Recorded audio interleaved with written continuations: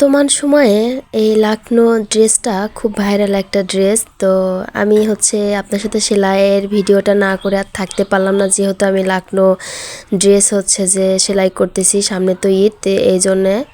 তো hi everyone, আসসালামু আলাইকুম। কী অবস্থা সবার, কেমন আছেন? আশা করছি অনেক ভালো আছেন। আল্লাহর অশেষ রহমতে আমিও তো অনেক ভালো আছি, আলহামদুলিল্লাহ। তো বর্তমান সময়ে যেটা আর কি বললাম, যে লাকনো ড্রেসটা মানে এত পরিমাণ ভাইরাল আর এত পরিমাণ সবারই পছন্দ, তো সেই জন্য আর আমিও করতে চলে আসলাম। তো ভাবলাম যখন আমি সেলাইটা করতেছি, ড্রেসটা বানাচ্ছি, তো আপনার সাথে সেলাইটা কেন না শেয়ার করব না। তো দেখেন আমি সেলাইটা শেয়ার করতে চলে আসলাম। তো আসলে আসল কথাটা কি, যেটা আগেকার দিনে ছিল শ্যাডো সেলাই বলেন বা উল্টা ক্রোচ যেটা বলেন, সেটাই কিন্তু লাকনো সেলাই বা লাকনো ড্রেসে যেটা করা হয়, সেই সেলাইটা কিন্তু এই লাকনো ড্রেসে যে সেলাইটা করা হয় সেটাই শ্যাডো সেলাই বলে বা উল্টা ক্রোচ বলে।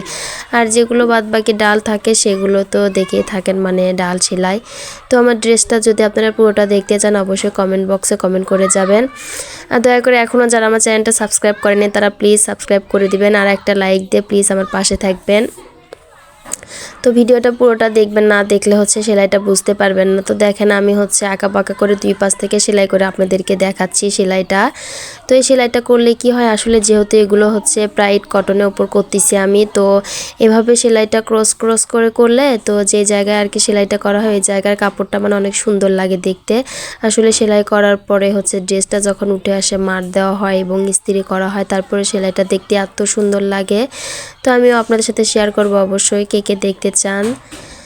তো আমি যে মানে ভিডিওটা একটু স্পিডে দিয়েছি, তো অনেক ভিডিও তো অনেক বড়, তো ওইভাবে তো আর হয়ে ওঠে না।